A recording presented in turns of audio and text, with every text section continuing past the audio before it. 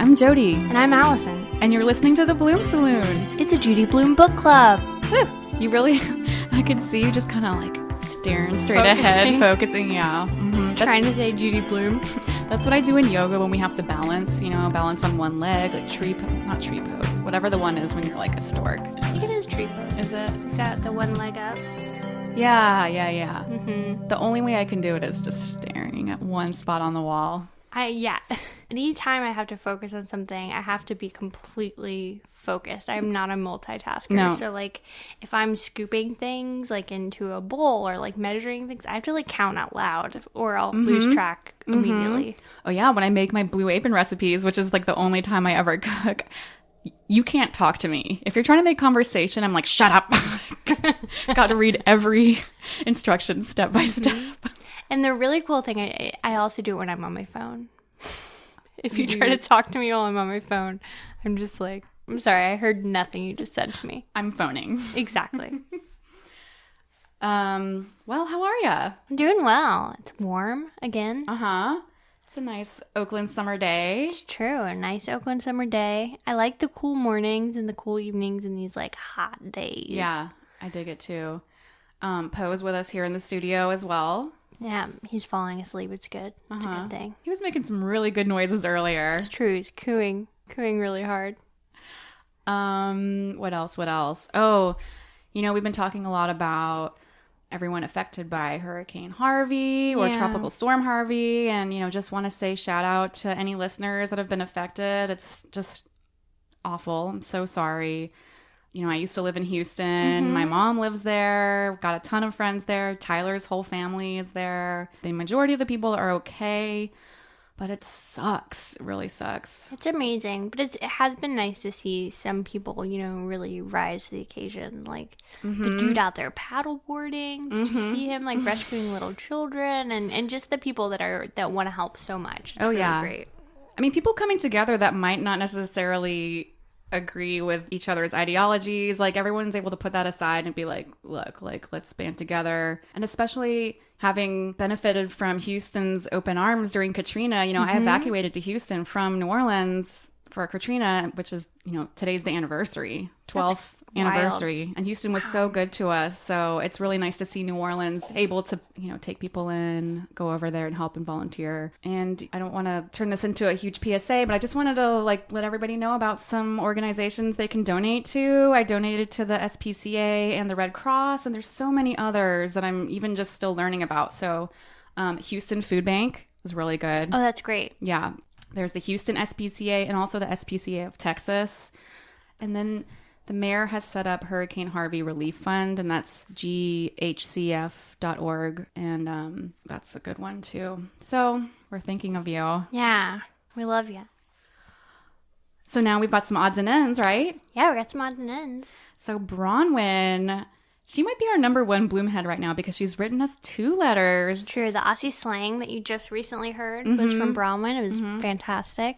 And she is a special ed teacher, and she really has some things to teach us about the evolution of special ed here in the U.S. at least. And the reason it's relevant, in case you skipped last episode, we were talking about Deenie's observations about the special ed kids in her school, her public school. And we were a little horrified about how they were all kind of swept into one classroom together despite individual needs. So Bronwyn has some really great things to say about this. Very interesting.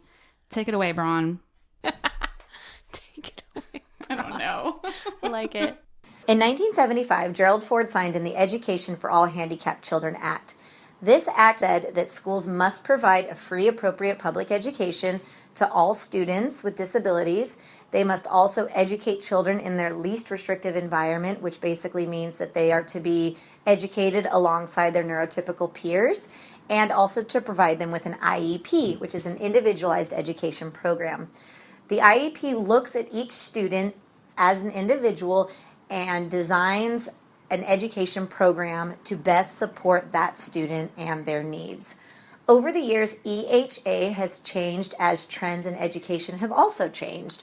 The biggest one being in 1990, it was changed to IDEA, which means the Individuals with Disabilities Education Act. Other changes that have been made are that states are required to provide disability services from birth. They are also to provide transition services for students exiting high school into adulthood, focusing mainly on education, on employment skills, and independent living skills. In 2004, it was mandated that special education teachers be what is known as highly qualified teachers. Currently, it is up to the states to determine what the term highly qualified teachers means. I have been working in special education now for almost 10 years. I love it. It's a wonderful field. My students are amazing. My parents are fantastic. My coworkers are awesome. And thank you so much for listening to me today. Thanks, Bronwyn. Thanks. That was so helpful. Yeah, thank you so much. And do we have any other odds and ends? We just have a package. Oh my God, how could we forget? How could I forget?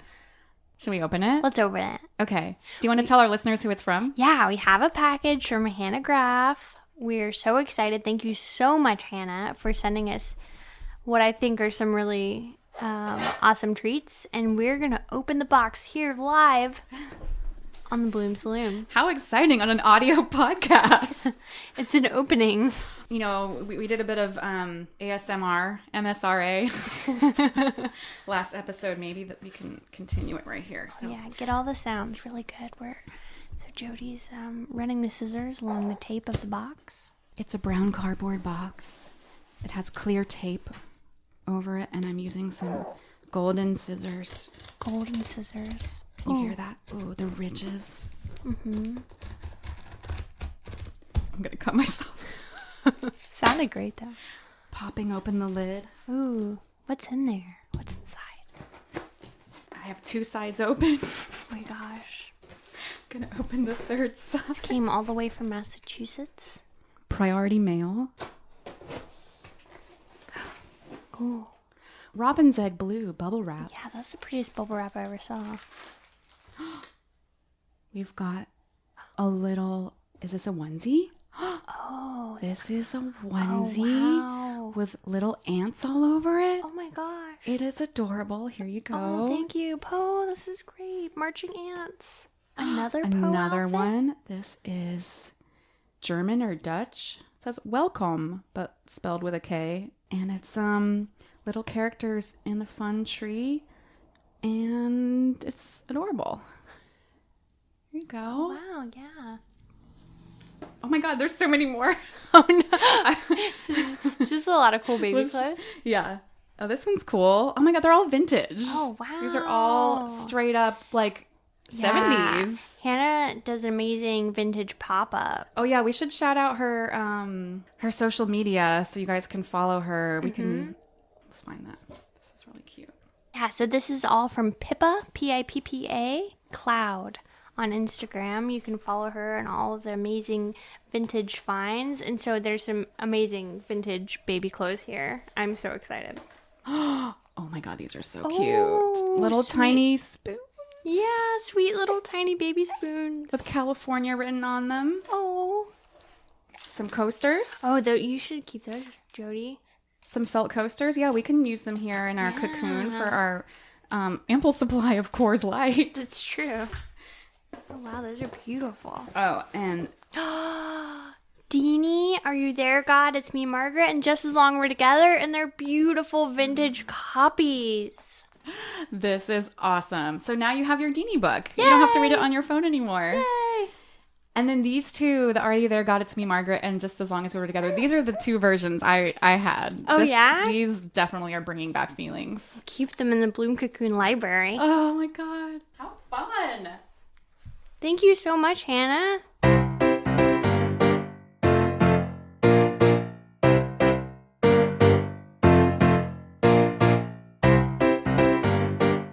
One, two, three. Roll call. All right, so we're switching roles a little bit in roll call. Allison normally does it, but I'm trying my hand at it. And I don't think I'm as good as she is, but I'll do my best. Okay, so we've got Deenie, of course. Then we have Daddy, Frank. Daddy Frank. Daddy Frank. Ma Thelma. Mm-hmm. And then we have Joe Roscoe. Right, He brand is new. the gas station boy. He is Deanie's dad's assistant at the gas station that he owns. Or maybe it's not a gas station. Maybe it's a garage. It's a gas station that has like a service station. Okay. Then we have Aunt Ray. And we discovered... She's not Deenie's aunt at all. No. Just her mom's best friend. That's fair. That's legit. It's true. I had some aunts like that. Then we have Midge and Janet. And they are Deenie's best friends. And we can call them Manet if we really want to. Oh, I like. Or, Jidge. Jange. That's really catchy. Right? And then Susan Minton, the single white female stalker at Deenie's desk. She just kind of lingers and She's just always there. loves Deenie. We even look alike. Sometimes people tell us that. And then Mrs. Rappaport. She is the gym teacher. Alice Applebaum, our favorite. Best name. She's a cheerleader who's really good. Then, then we have Madame Hoffman, the French teacher. I love that. Madame Hoffman. Yeah, Madame, yes. The most American-sounding last names, insisting that we call them Madame, you know? Or Senorita. Yeah. Senorita Johnson? Or we had Madame Christenberry. Oh, I like and that one. She wrote romance novels on the side. And I just almost did a spit take. I saw that. I had to focus really hard not to. Her pen name was Judith Stafford. And I remember, this was 97, so we couldn't Google really quickly, but I remember we all tried to find her novels. And Have you looked anymore? no, I haven't, but we should. And if any Blume heads out there have read Judith Stafford novels, that's my high school French teacher. I wonder if she's still at it. Maybe she's writing fanfic. Why wouldn't you? Why would you have any job that Right. wasn't writing romance novels full time? And then we've got, I even hate to say this, Creeping Crud. Yeah. Creeping Crud is a girl in Deanie's gym class, also known as Barbara Curtis, and we'll get into that a little later. That. Upsetting. I know, it's so sad. Helen, who is Deanie's older sister, Dr. Moravia, who is her doctor. And I think that's it. If I missed anyone, oh well. We'll get to him. Yeah. Yeah, I just want to start by saying that, reiterate it even more in this episode, that Deenie is the least likable Judy Blume character we've encountered so far, or main character. Oh, definitely. We fell in love with Margaret immediately. Same with Davy. We were a little skeptical about Tony Miglione at first, but he turned out to be a really great guy. But Deenie, whew. She's got a lot of work to do to get on my good side. She'll get there. She has to. Yeah. Anywho, we ended last week with the failed cheerleading tryouts. Janet made it. Deenie didn't. And Deenie ran home. She actually went right to her dad's gas station to cry. Didn't make the squad. She's sobbing. Her dad is just like, what the heck? Are you okay? Of course, I'm going to come for you. You're my daughter. But, what happened? And she's like, I didn't make the cheerleading squad. And Janet did. And he's like, okay. He keeps comforting her. But you can tell he's like, why? He's just like, is that it? Really? You're this upset because of that? He sends her to the bathroom. Clean yourself up. Splash some water on that face. Then tells her it's much better when she comes out. That's such a dad thing, too. Not really knowing how to comfort a crying teenager. So he's just like, go wash your face off. Do something. In the gas station bathroom. Yeah. We meet Joe Roscoe. And this is Helen's crush. So he recently graduated high school and he's working at Deanie's dad's shop, saving up money to go to forest ranger school. I love that. What a hunk. But Deenie doesn't really think so. She doesn't get it. I don't know what Helen sees in him, except he's friendly and he wipes everybody's windshield without them having to ask. It's good for business. Yeah. Sounds like a very upstanding young gentleman to me. No wonder Helen's kind of smitten. That's true. And forest ranger school? I'm about that. That's the best. And Ma and Aunt Ray are in the kitchen when they all get home. Aunt Ray, who is not really her aunt. Yeah, that's what we learn. It's just Ma's BFF. We also learn that Deanie's parents are a bit older because it took them a while to be able to have children. So Aunt Ray's kids are all grown up and out of the house. That's why she must be way too into Deanie's life. Right, because apparently she has nothing better to do. But Deenie says, it makes her feel kind of funny to think that her parents could have older kids. Right. I just wanted to read one passage about the way Aunt Ray looks. Oh, yeah. Aunt Ray's face reminds me of an owl. Even when I was a little kid, I thought so, but I never told her. Not that there's anything wrong with looking like an owl. It's just that Aunt Ray might not think that's a compliment. So I think we learn a lot about the two of those characters right there. Deenie continues to judge people, and Aunt Ray would not take kindly to being called an owl. What do you think someone who looks like an owl looks like? Big eyes? Maybe big round glasses? Oh, maybe. Big round face? Yeah. Maybe I like think the big glasses is it's a good call. maybe like pointy little mouth. Yeah, and just kind of always checking stuff out. Mm-hmm. Maybe spin her head around. Yeah. You know, they ask, what's going on? Why are you guys here? And Deenie doesn't want to tell Ma and Aunt Ray about the cheerleading. It'll interfere with her modeling career. Right. She should be focusing on the modeling. On what's important. Mm-hmm. But they've got news for her. Aunt Ray, without telling anyone, sent Deanie's picture to a modeling agency in New York City, and Deanie's got an interview. And it's like one of the top modeling agencies. Top agencies. It's on a Friday during French class, which Deanie's pissed about. She's like, I can't meet Miss French. I'm going to be like so behind. I can't do that. Aunt Ray says, I gotta go. I have food in the fridge. I don't want to eat dinner with you guys. And then Ma is pissed at Deenie for acting up in front of Aunt Ray like that and for being ungrateful about this opportunity handed to her. And then at dinner, Helen outs Deenie for trying out for cheerleading. Helen, come on now. Helen. And she's like, I always tried out for cheerleading too, and I didn't make it either. And Deanie's Ma, pissed, of course, just as everyone thought she was going to be. She's like, what if you had done that? Ain't nobody got time for that. Right. With your modeling career. And then Ma tells Deenie she has to go to bed at 8 p.m. all week so that she doesn't have any dark circles for the interview. Yeah. Wow. The sun hasn't even set at 8 p.m. And children really don't get them. Children Even don't get young what? teenage girls don't really get dark circles. Oh, right. I'm sure Deenie doesn't need it. No, Ma is just projecting upon Deenie what she is insecure about in herself. Maybe Ma has some dark circles. True. She's so overbearing. And then she also, for an hour a day, she wants Deenie to walk. Oh, with the books on her head? Walk around, practice her walking. Yeah, and work on that posture. Ma's really taking all the fun out of modeling. You were telling your story about how you wanted to be a model so bad when you went to your Barbizon or no, what was it called? Model Search America. Right. And because it seemed fun, right? You're like, oh, how exciting, get to travel the world. But Ma is it's tedious. It's just, yeah. I think anything when you put that amount of pressure on it, it's just not fun anymore. Right. There's some good reading moments here on page 28 and 29. And oh, yeah, I have that highlighted too, and that's Midge. Yeah. Mm-hmm. So the next morning, they're on the bus, and Midge and Deenie chat about the tryouts. Did you hear about Janet?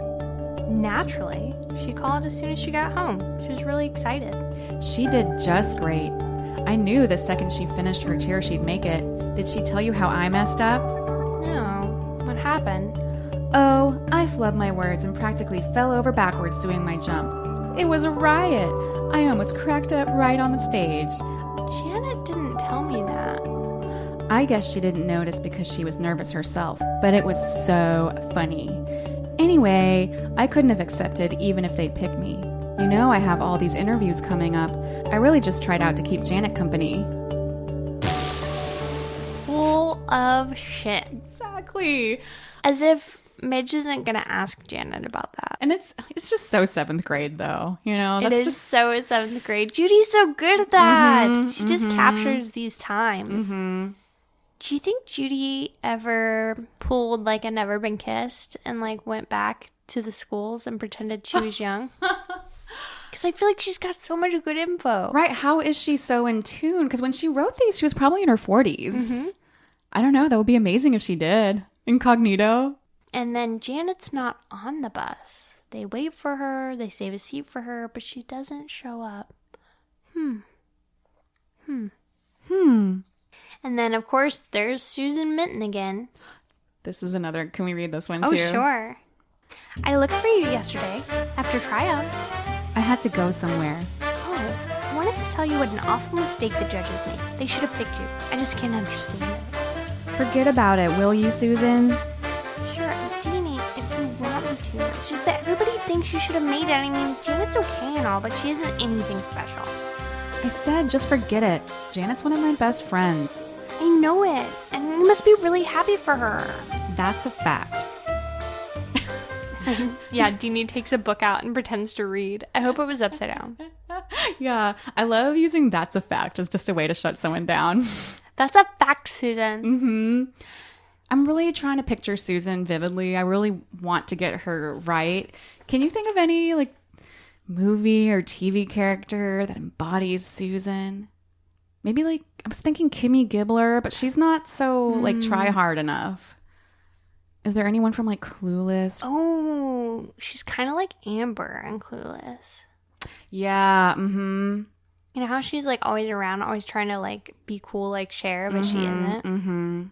But she's also a big bitch to Cher. Oh, that's true. She's mean to her. We got to think about this one. I know we'll think of it.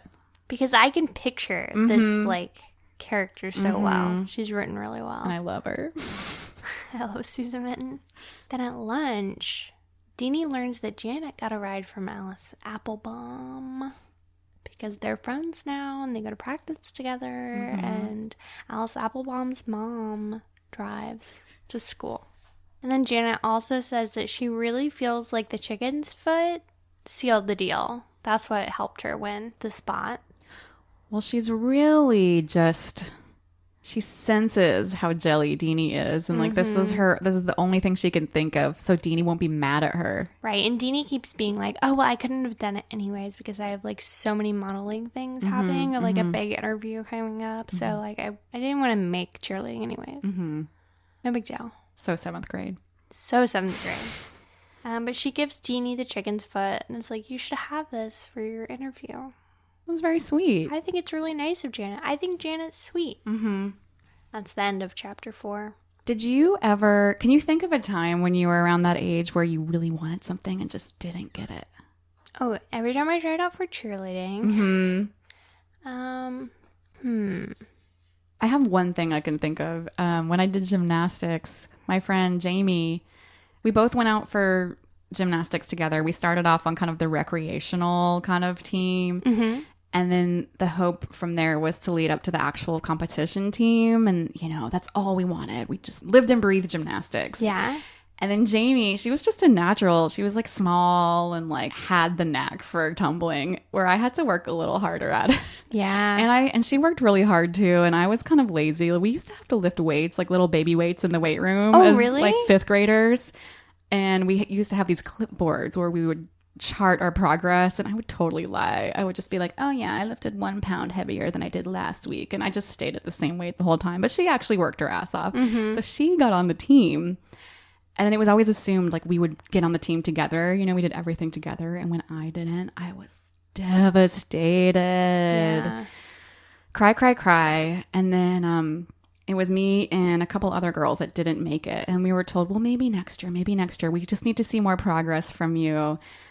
Having no tact as a 5th grader, we used to go up to our coaches like once in a while and be like, are we going to make the team? Do you think we're going to make the team? Just hounding them. And if I were a coach, I'd be like, get away from me. You're annoying. But we didn't realize that was annoying back then. And then I remember getting this postcard in the mail from Riverbend Gymnastics. And it was like, congratulations, you've made the pre-team. I'm like, what's pre-team? I've never heard of that before. And I swear, I think they made up this thing called pre-team to just like make you guys feel better and like give you something to do and have you stop asking. Yeah. I mean, that might not be true, but in my mind, that's exactly what happened. You said something that made me kind of just like, how many times in our lives we were annoying kids? Oh, yeah. And like adults in most positions, like in schools and stuff like that, when they have kids bugging them all the time, they do not lash out as much as I would think that they want to. You're not good at picking up on those cues when you're a kid either. You're so self-centered. No. So all you can think of is like, oh my God, am I going to be on the team? And you don't. Yeah, you definitely don't pick up on that at all. So many eye rolls probably happen. You just... Or like coffee break bitching about all the little... Oh, yeah. Well, that is what everyone... You kind of always think the teacher's lounge is the teachers just like talking so much shit. I love the vision of a teacher's lounge like pre-1985. Where smoking. It's just, you open the door and all the smoke just pours out. Anyway. Oh, yeah. So that happens. That's chapter 4. Yeah, in chapter 5, we're introduced to Madame Hoffman's French class. But there's nothing really that happens except that Deenie, you know, before she can go to the bathroom, has to ask to go to the bathroom in French, but she doesn't know French yet, so that was a real challenge. Because it's like an immersion French class. They're not allowed to speak any English, right? Right. But, they're just in junior high, too. So, yeah. It's pretty hardcore. And then we head to gym class, and this is Rappaport. Susan Minton, we hear, is usually cornering Deenie to be partners. But today... Deenie gets stuck with the Creeping Crud. A nice girl named Barbara Curtis who just has some eczema. Yeah, that's all it is. That's all. So we learn about how Deenie has named her the Creeping Crud herself. Because Deenie sucks. What a bitch. I named her the Creeping Crud because she's got this disgusting rash all over her. It's supposed to be some kind of allergy, but who wants to take the chance of finding out by touching her? It could be leprosy or something like that. When we have to take partners at gym, she's always the one who's left over. Mrs. Rappaport says, Barbara, would you like to be my partner? And that's why teachers should never, ever, ever, ever let kids pick their own partners No, or choose you just assign teams it. in gym. And then, later in the day, Mrs. Rappaport sends a note to Deenie's homeroom teacher, Mrs. Greenleaf. I just like that name. I just wanted to say forgot it. her in roll call. Sorry. Oh, it's okay. She's just mentioned like once. And Mrs. Rappaport says, can you please come see me, Deenie? And Deenie's like, oh my God, it must be cheerleading. They made a mistake. I'm going to make the team. Oh, I'm so excited. She passes Midge in the hall and is like, oh my gosh, I'm going to see Mrs. Rappaport because I'm probably made cheerleading. And then Midge is like, well, I'll wait for you. Because Midge seems like the nicest friend ever. But then she just asked Deenie to touch her toes and walk around a bit. The old toe touch. But Deenie at this point has no idea what that's for. No. I mean, she's used to having people ask her to walk around because of her modeling interviews, you know. All these things go through her head. When she finally realizes she's not there to get on the cheerleading team, she thinks, oh, maybe she's in trouble. Like maybe Mrs. Rappaport has noticed that she's not very nice to Susan or Creeping Crud. And she's like, oh, maybe touching toes is like a form of punishment. Oh my God, that's amazing. But then she asked Deenie if she's ever noticed that one side of her skirt is shorter than the other. And Deenie's like, yeah, I noticed, but I just thought it was my posture. I've been working on it. This shroud of secrecy. You know, Miss Rapport's like, oh, I'll talk to your parents. Run along now. Deenie's like, what is going on? It's a big uh-oh. Something's afoot. And then she throws the chicken foot in the trash. Speaking of something being a foot. There is a foot. There's a foot. Now in the trash. The chicken's foot is very symbolic. Let's get into some symbolism. I think at this point it represents bad luck. Yeah, for Deenie. For sure. Maybe it's all the intentions you put into it. Like if you are a good person, like Janet, it brings you good luck. But if you're kind of a shitty person like Deenie is right now. That's interesting. I wonder if we have any listeners who are really into crystals or like charms that could let us know if there are things where, if depending on your mood, it swings each way, or depending on your intentions. Oh my God, there's like a parade of motorcycles outside. Cool. Sometimes in front of my house there really is like a giant parade. I remember I was at a gas station by your house one day and just filling up on gas and surrounded. It was like Mad Max. All these motorcycles and like all-terrain vehicles swarming and it was just deafening. And I was like, oh my God, the apocalypse. Yeah, sometimes we have dirt bikes go down, like 40 dirt bikes. Pretty cool. I love that. Oh, and we can't forget to mention the new tiger's eye we have here. Yes, we do. We have a new tiger's eye here in the Blume cocoon from our friend Katie. We were really marveling at the fact that it's all a cycle of the tiger eye because our friends Lizzie and Martin really needed some good luck the other day. So we bestowed upon them our other tiger's eye. And then lo and behold, a new one just appears. It's pretty magical. And the tiger's eye, gotta say, that we gave to Martin and Lizzie for good luck, it worked. It fucking worked.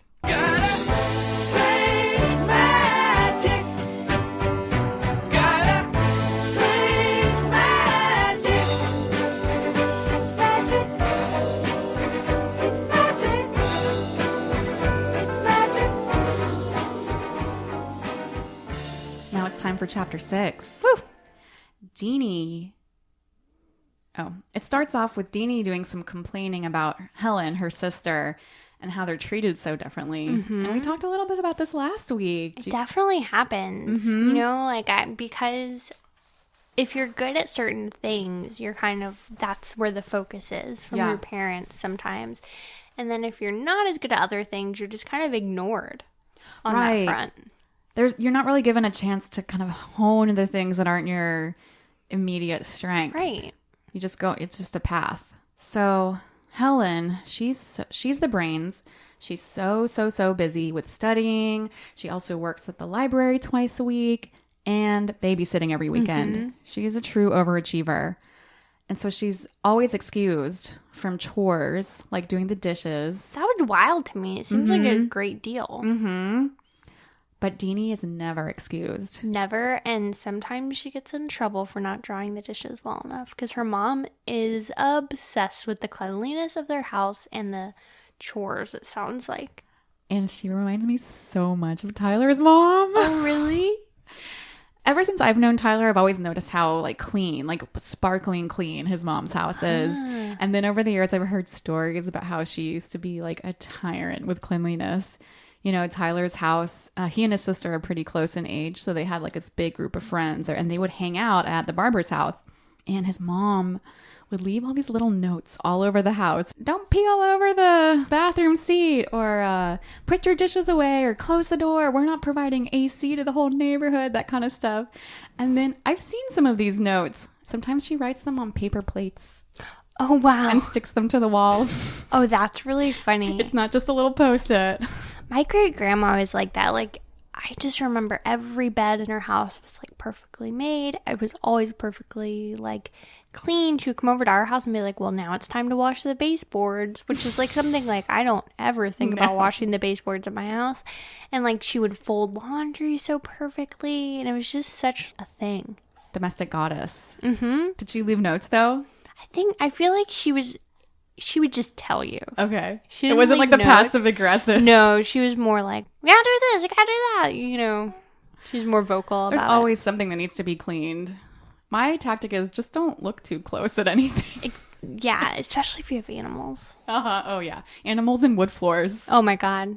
There's a constant parade of, like, dust bunnies rolling around. I feel like everyone knows about, like, the hair on the corners. Whenever they come over, I'm like, people probably don't notice, but, like, I see it. I never notice at your house. Ugh. I really don't. I never notice here either. Well, the problem with here... You have a Roomba, though. We do, but all our animals are very, very fluffy. Okay.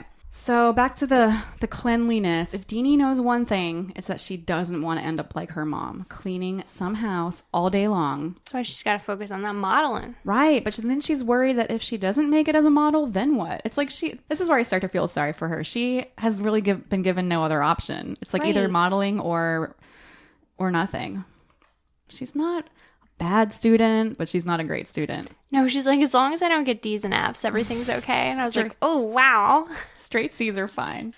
And then it's evening time and Mrs. Rappaport calls asking for Deenie's mom or dad. It's happened. And then Deenie, she's pretty smart, so she decides to give the phone to her dad for obvious reasons. And then so dad's on the phone with Mrs. Rappaport, and Deenie's kind of She's trying to eavesdrop, but it's very cryptic. There's a lot of uh-huhs and I sees and okays. So she doesn't know what's going on. Keeping it all very vague. Yeah, I really I feel for her at this point because that's frustrating and scary. Oh, yeah. So he waves Deenie away, and she goes into the kitchen where her ma is, and Ma's, of course, asking all sorts of questions. What does she want? What did you do? You must have done something wrong, blaming it all on Deenie. Ma sounds so stressful. I get, anxiety just... Same. All the Ma situations. Who do you think is worse, Carmela or Thelma? Thelma. Yeah? Yeah. Because while Carmela is concerned about, appearances and is changing for this new neighborhood and everything, I don't think she's as hard on Tony as Ma is, Thelma is on Deenie. Yeah, I think that's true. So Dad hangs up the phone, and he's really trying to tactfully tell Ma that Deenie needs to get checked out. There's something going on. Don't want to make a big deal, but we got to go to a doctor. He doesn't want to stress Deenie out. You can tell that's kind of what's happening. And that, he wants to talk to Ma about it, but he doesn't want Deenie to think there's anything, really wrong with her. They're trying to protect her. Right. As they should, probably, at this point, because they don't know. No. But Ma gets annoyed by this, and she's like, you're talking in circles. And then Dad gives her a look. It sounds like he stands up to his wife, which is good. Especially considering how overbearing she is. But then Ma, she chooses to ignore that look and then continues to get on Deanie's case. She's like, you're not trying. You don't know what's important. She's basically thinking Deenie has bad posture and it's Deanie's fault because she doesn't care enough. And then Deenie, understandably, runs upstairs to her room. And then she pulls a Margaret. She undresses in front of her full-length mirror and examines her body. Right. She's saying, I don't want to see anything, Yeah, she doesn't see anything wrong, and she's wondering what all the fuss is about. And then the next afternoon, Ma says they've got an appointment with Dr. Moravia. Moravia. Is that it? Moravia. I don't know. I kept reading it as Monrovia, which I think is the capital of Liberia. I don't know. Is there a song for it? To remember Moravia? For the capitals of random other countries? 4 falls. 16. I keep hearing once I actually heard that, I was like, wow, Jody was not exaggerating at all. It was exactly what it sounded like. Tables Disco. Oh my God. There's so much more where that came from. Oh, good. 7 12s are 84, 7 12s are 84, 8 12s are 96, 8 12s are 96, 9 12s are 108, 9 12s are 108, 10 12s are 120, 10 12s are 120, 11 it's kind of hypnotic. It's turning I could listen to an hour of that. What if there's subliminal messages in there? Definitely with the way he says it. Children, obey your parents. 4 falls is 16. Obey your parents. Eat your dinner. Satan is Lord. So, Ma tells Deenie to wash her face and hands and, so important, make sure she has on clean underwear with no rips in them. For the appointment. Right. Oh my gosh. You don't want to have underwear with holes in when you go to the doctor, do ya? But see, now I'm used to, I'm like, nobody sees my underwear, I already take it off. Oh my God, this just reminded me of, I told you about this when we were in Portland. Oh my God. I love this story so much. It made everything for me. My whole week was made by this story. So Tyler and I went to Portland with my mom a couple weekends ago. And my mom had looked up the weather beforehand and she was like, oh, it's going to be so cold. It's going to be in the 60s. You better pack your winter coats.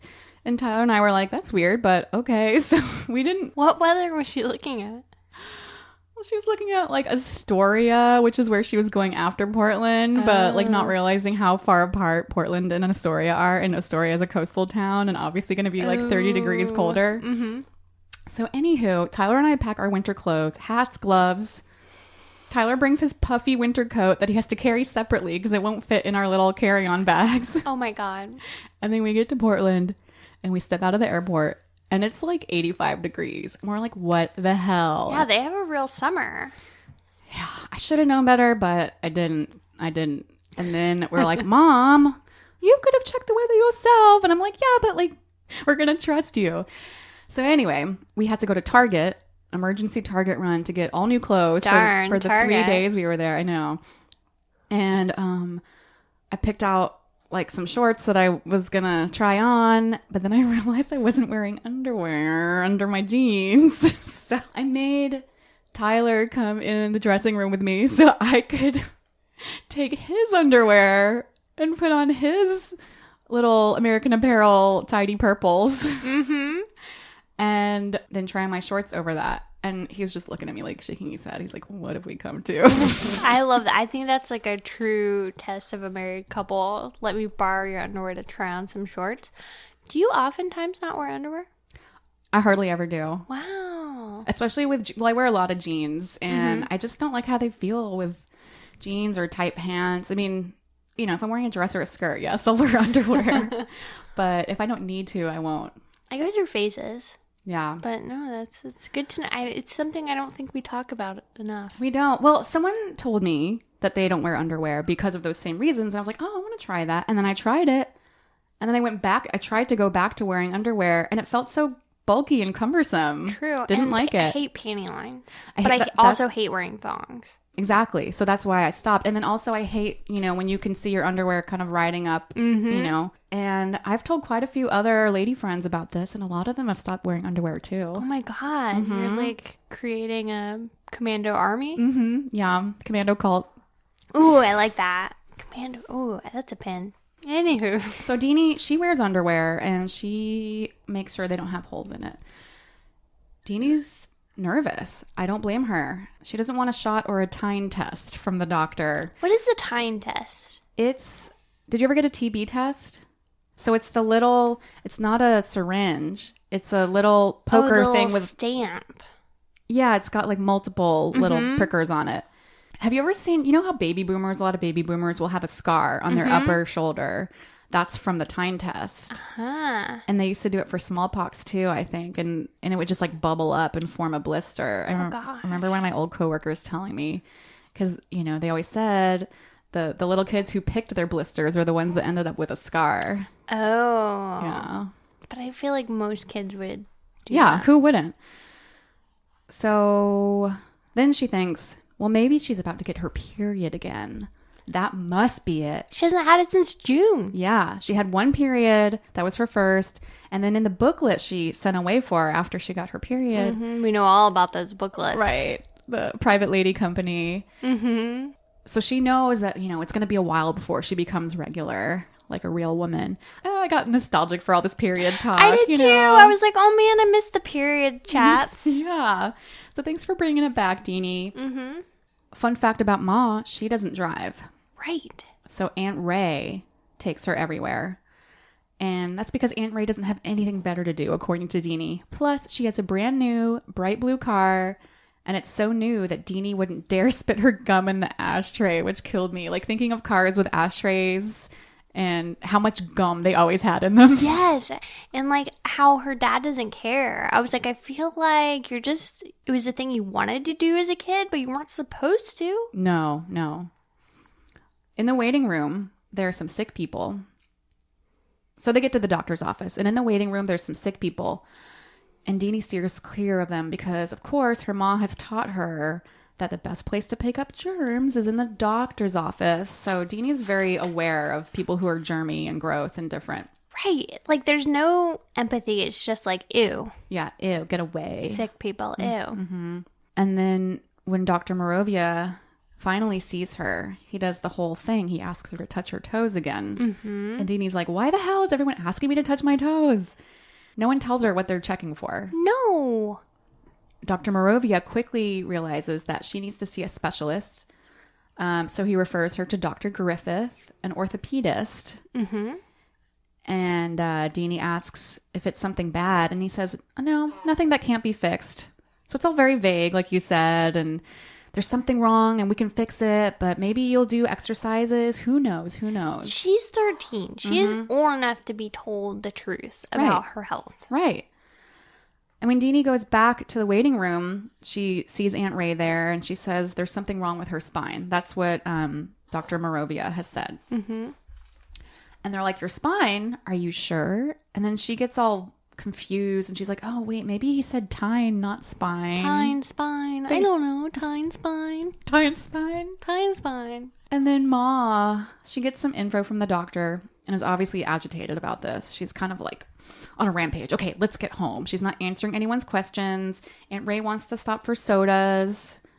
And Ma wants to just barrel on home. And Deenie's like trying to make conversation, keep it light, but no one's listening to her. And then page 45 had something good. So Deenie says, Ma, didn't Dr. Morovia tell you that it's not my fault? Yes. Yes, he did tell me that. Good. Now you can't be mad at me. But I don't believe him. Then you think it's my fault? I didn't say that. Well, then what? I mean, doctors make mistakes all the time. And that's where we end. Oh my gosh. So not only is Deenie so confused by like spine, tine, what? But now now her mom's saying, oh, doctors make mistakes. Don't listen to them. Like, ugh. Right. Horrible. Doctors make mistakes, and I don't believe you, and I don't believe the doctor. Right, because she's the only one that knows. I don't know. What do you think about all this? I don't like any of it. I don't like any of how it's been handled by any of these adults. I think Deenie, while we want to say she's terrible, and I keep saying she's terrible, I think she has reason to be terrible. Right. I think a lot of the adults in her life were not treating her like a human being. That is a very good point. I totally agree.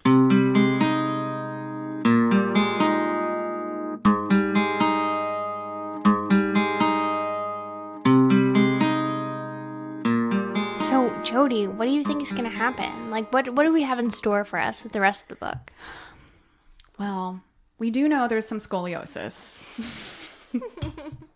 I think she's going to have a lot of trouble adjusting for sure.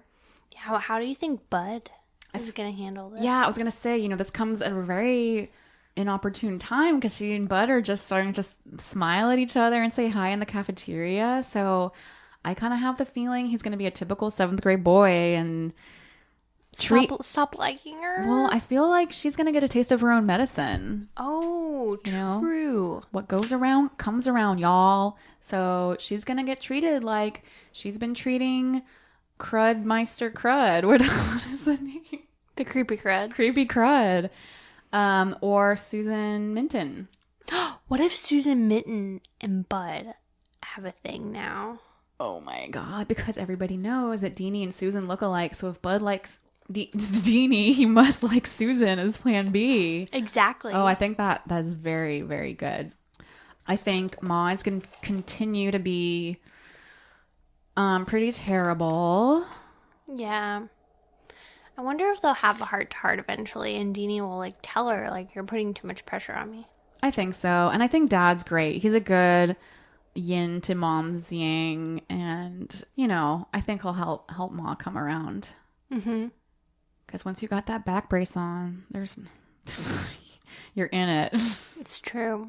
Well, I'm personally very excited about delving into some back braces. It's true because I want to know if she has to sleep in it. I think she has to wear it 24 hours a day. Oh my God. Yeah. This isn't just a part-time brace. Anyway, thanks so much for listening, everyone. Oh yeah, thanks for being here with us in the Blume Saloon. Thank you, Hannah, for all these treats, all this great baby stuff and the great books. And we're so happy to have these goodies in the cocoon. Thanks, Bronwyn, for all the info. And thank you, Katie, for the new tiger's eye that just appeared out of the universe. We feel so loved. And if you would like to send us a letter, it's bloomsaloon@gmail.com. Mm-hmm. Our website is thebloomsaloon.com. And we ask this every week, but I don't know if you guys are doing it because we haven't had any new reviews on Apple Podcasts lately. But please, if you haven't already, write us a review. It really makes a big difference. We'd love it. Yeah. And thanks, Tyler Barber, for the theme song. Ooh, that was fun.